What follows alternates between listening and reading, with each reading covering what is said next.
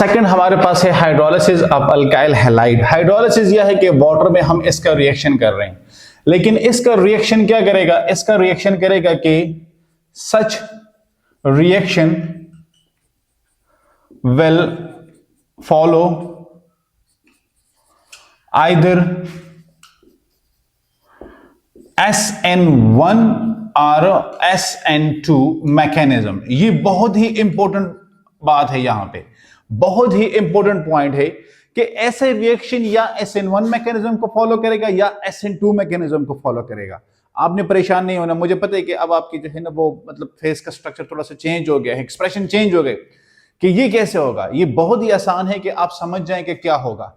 देखिए, जब हम रिएक्टेंट्स लेते हैं तो हमें पता होता है कि हमारे पास ये रिएक्टेंट्स प्राइमरी है, सेकेंडरी है या टर्शरी है। ठीक है, कि इन केस आप रिएक्टेंट लेते हैं या आपके पास प्रोडक्ट बनता है तो आपके पास एक आइडिया हो जाता है कि हमारे पास क्या है, प्राइमरी है या हमारे पास सेकेंडरी है। तो इन केस आप प्राइमरी, आपके पास अगर मतलब आपकी स्पीशी है तो वो क्या होगा, वो फॉलो करेगा SN2 मैकेनिज्म को। किसको फॉलो करेगा, SN2 मैकेनिज्म को।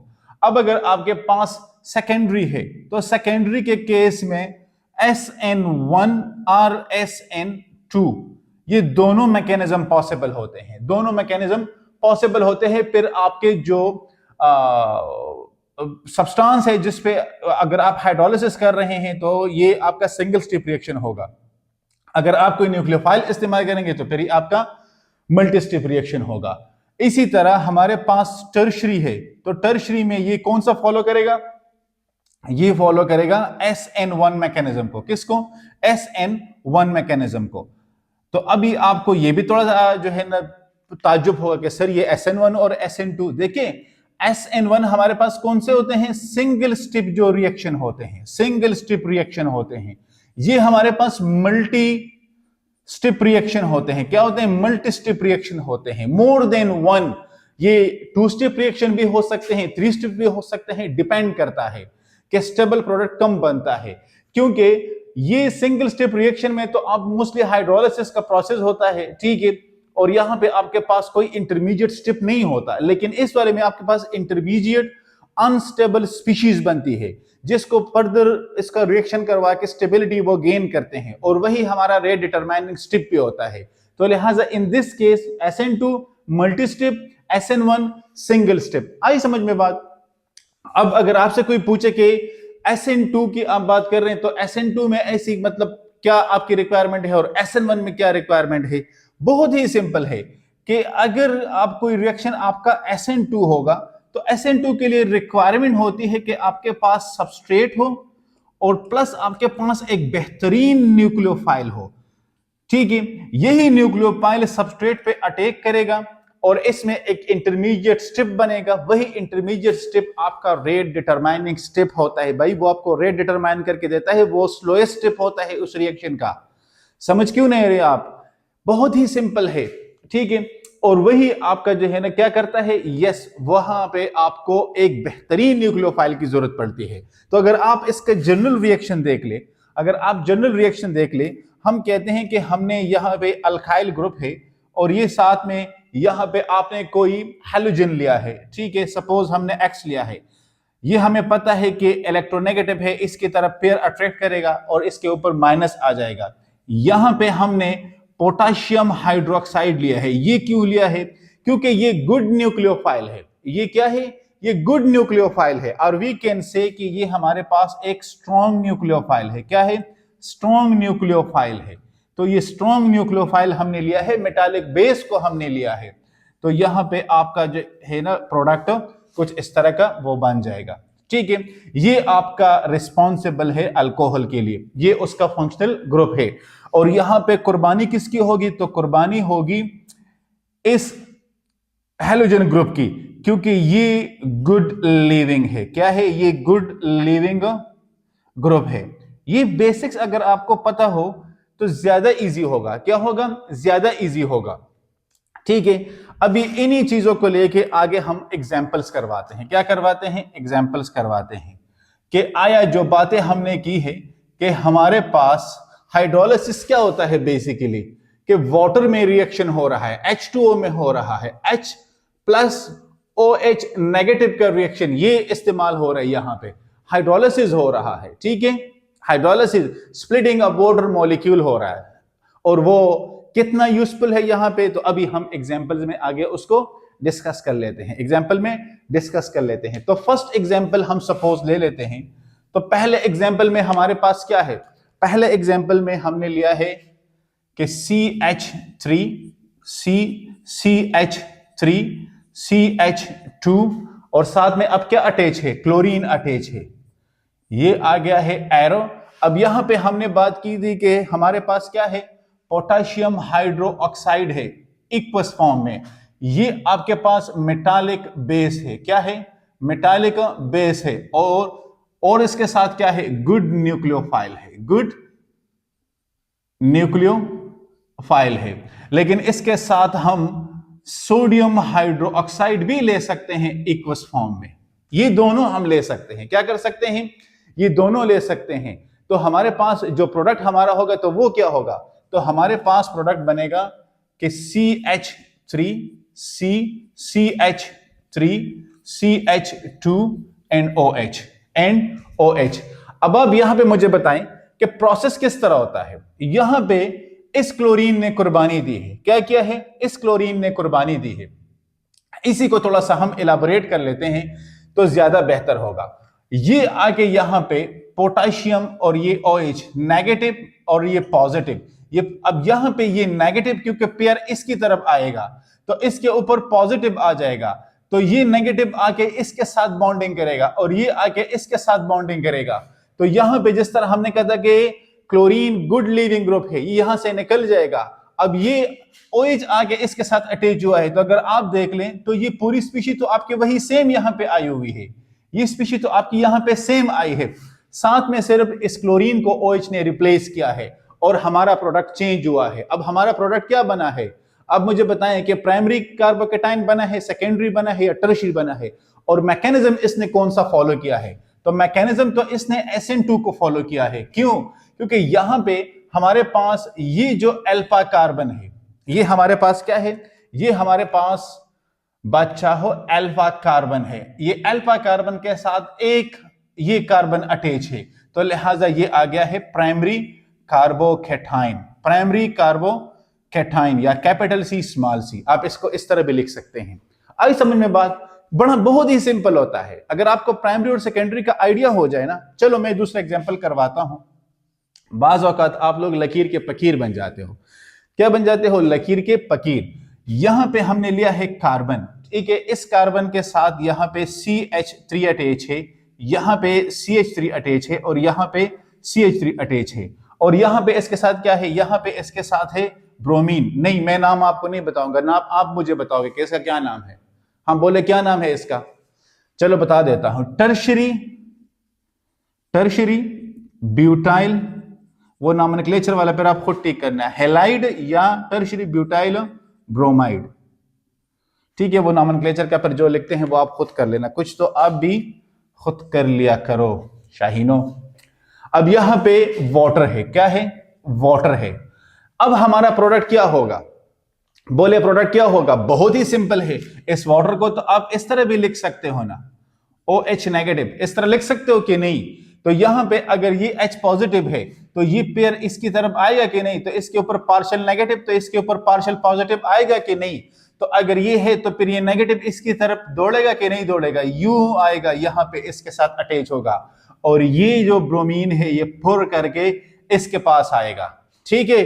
तो अब देखिए यहां पे हमारे पास प्रोडक्ट क्या बनेगा, बहुत ही सिंपल है कि ये आ गया है कार्बन, ये आ गया है CH3, ये आ गया है CH3, ये आ गया है CH3, ये आ गया है OH और साथ में HBr, तो मैं यहां पर लिख देता हूं कि भाई ब्रोमीन ने कुर्बानी दी है, कुर्बानी का बकरा ब्रोमाइड बना है, ठीक है। क्यों, क्योंकि ये गुड लिविंग ग्रुप है, क्या है, गुड लिविंग ग्रुप है। तो भाई अगर आप गुड लिविंग ग्रुप है तो फिर आपको तो निकलना ही होगा ना, ठीक है, आप निकल जाएं यहां से, दरमियान में से स्किप कर जाएं। तो ये आपका, अब ये देखिए ये क्या है, ये अल्फा कार्बन क्या है, तो ये अल्फा कार्बन बच्चा हो एक कार्बन, दूसरा कार्बन और तीसरा कार्बन, तो ये हमारे पास है टर्शरी कार्बोकेटाइन। क्या है? Tertiary carbocation. तो टर्शरी कार्बोकेटाइन के लिए हमने क्या बात की थी कि ये क्या करेगा? यस, ये फॉलो करेगा SN1 मैकेनिज्म को, और अगर SN1 मैकेनिज्म को फॉलो करेगा तो ये सिंगल स्टेप रिएक्शन होगा। क्या होगा? सिंगल स्टेप रिएक्शन होगा। यस, ये सिंगल स्टेप रिएक्शन है। क्या है? ये सिंगल स्टेप रिएक्शन है।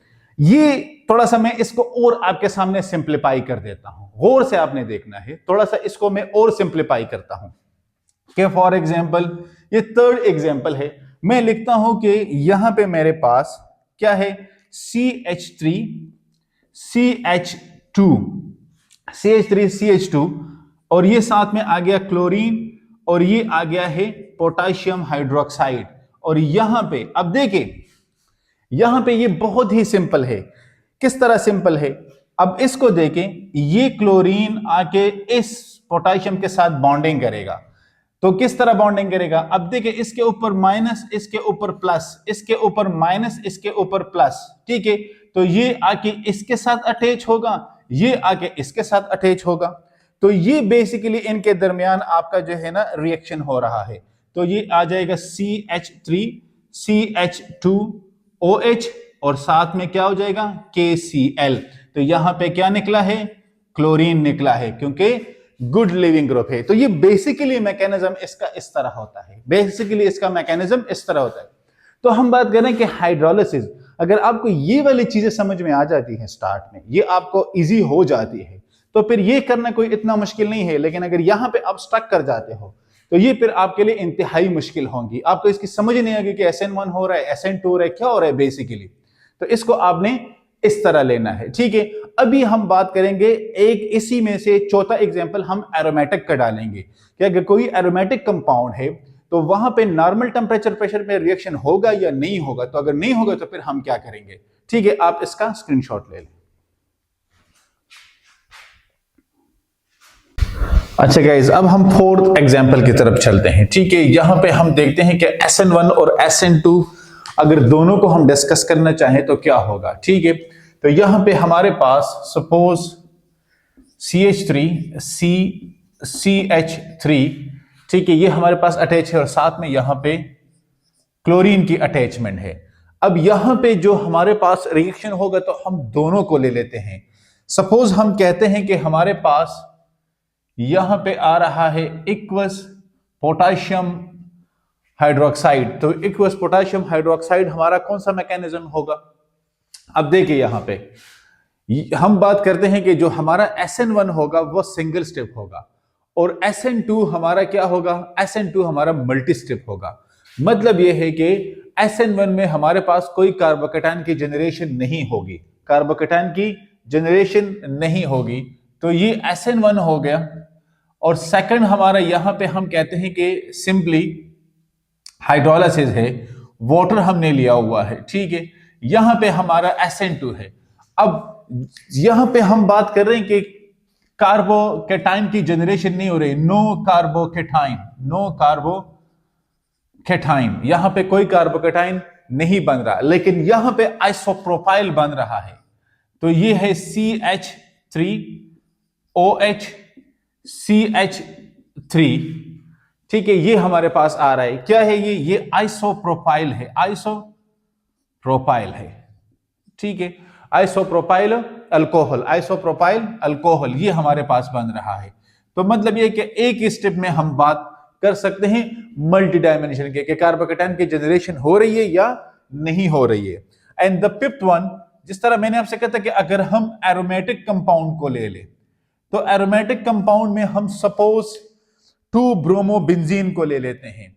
अब देखिए इसको, ये बहुत ही जरूरी है, ये वाला बहुत ज्यादा जरूरी इसलिए है कि यहां पे आपको एमसीक्यूज में भी ये दे सकते हैं कि सपोज वो आपको यहां पे दे सकता है, ये है ब्रोमीन, वो आपको कोई और भी कंपाउंड दे सकता है।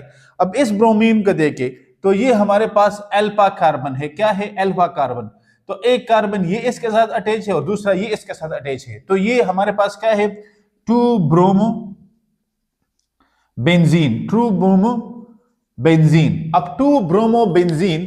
तो अगर हम बात करें यहां पे कि जो हमारे पास प्रोडक्ट बनेगा, तो अगर कंडीशन नॉर्मल हो, सपोज 25 डिग्री सेंटीग्रेड को ले ले और 1 atm प्रेशर को ले ले, तो यहां पे आपके पास कोई प्रोडक्ट नहीं बनेगा अगर हम पोटेशियम हाइड्रोक्साइड को इक्वस फॉर्म में ले ले। तो यहां पे हम कहते हैं कि नो प्रोडक्ट फॉर्मेशन। ये अब बिग स्टेटमेंट है, नो प्रोडक्ट फॉर्मेशन। क्यों भाई, प्रोडक्ट क्यों नहीं बन रहा? रिएक्टेंट मौजूद है, न्यूक्लियोफाइल मौजूद है, प्रोडक्ट क्यों नहीं बन रहा? तो नॉर्मल कंडीशन में क्या होगा? नॉर्मल कंडीशन में आपके पास प्रोडक्ट नहीं बनेगा। नॉर्मल कंडीशन मतलब यह है कि टेम्परेचर एंड प्रेशर अगर हमारे पास नॉर्मल होंगे तो प्रोडक्ट नहीं बनेगा। तो फिर प्रोडक्ट बनाने के लिए हम क्या करेंगे? तो प्रोडक्ट बनाने के लिए अगर हम कंडीशंस को चेंज कर ले, if conditions has been changed, तो क्या होगा? अब कंडीशन चेंज क्या होगा? तो कंडीशन चेंज में अगर हम प्रेशर को लेके चलते हैं 300 to 500 atm, that is a big pressure, that is a very much big pressure. और टेम्परेचर हमारे पास होगा 600 to 700 degree centigrade, then product formation possible है, प्रोडक्ट फॉर्मेशन पॉसिबल है। लेकिन ये सवाल यहां पे आता है कि ये ऐसा होता क्यों है? ऐसा होता क्यों है? ये आपने अगर देखा होगा कि partial bond character, partial bond character या पार्शियल डबल बॉन्ड करेक्टर, कि इस बॉन्ड को ब्रेक करना ये बहुत मुश्किल है। क्योंकि आप इस बॉन्ड को ब्रेक करेंगे तो इसको आप यहां से रिमूव करेंगे, तो आप यहां पे अटैचमेंट करोगे। आप यहां पे क्या करोगे? अटैचमेंट करोगे, ठीक है। ये हाइड्रोक्सिल ग्रुप यहां पे तब आएगा जब आप इसको रिमूव करोगे। तो इसको रिमूव करने के लिए आपको प्रेशर भी इंक्रीज करना पड़ेगा और आपको टेम्परेचर भी इंक्रीज करना पड़ेगा। ये दोनों काम आपको करने पड़ेंगे, तब ही जाके आप इस बॉन्ड को ब्रेक कर सकते हो। और इस बॉन्ड को ब्रेक करने के बाद आप इस ब्रोमीन को यहां से रिलीज कर सकते हो। तो जब ये ब्रोमीन यहां से रिलीज होगा तो क्या होगा? OH वहां पे आके अटैच होगा, ठीक है, और आपका अल्कोहल बनेगा। लेकिन उसके लिए जरूरी है कि आप ये कंडीशंस चेंज कर लो, आप ये कंडीशन चेंज कर लो। नॉर्मल कंडीशन में ये पॉसिबल नहीं होता, नॉर्मल कंडीशन में ये पॉसिबल नहीं होता। मतलब ये है कि अगर आप 25 डिग्री सेंटीग्रेड को ले लेते हैं या 298 केल्विन को, और इस तरह 1 atm 760 मिलीमीटर आप मरकरी, ठीक है, 760 टार वगैरह, 101325 न्यूटन पर मीटर स्क्वायर, 14.7 psi, इस तरह के अगर आप प्रेशर को ले लेते हो तो इस बॉन्ड को ब्रेक करना ये इंतहाई, क्योंकि इसका स्टैटिक हैंडल ज्यादा होता है, इसको ब्रेक करना मुश्किल होगा। लिहाजा आपको कंडीशंस चेंज करने पड़ेंगे, टेम्परेचर और प्रेशर को चेंज करना पड़ेगा, तभी जाके आपका प्रोडक्ट यहां पे बनेगा। तो guys, it was all about the hydrolysis of alkyl halide. अगर कोई कंफ्यूजन है तो आप कमेंट्स एरिया में लिख सकते हैं। चलो इसके बाद हम नेक्स्ट रिएक्शन कर लेते हैं। आप इसका स्क्रीनशॉट ले लें।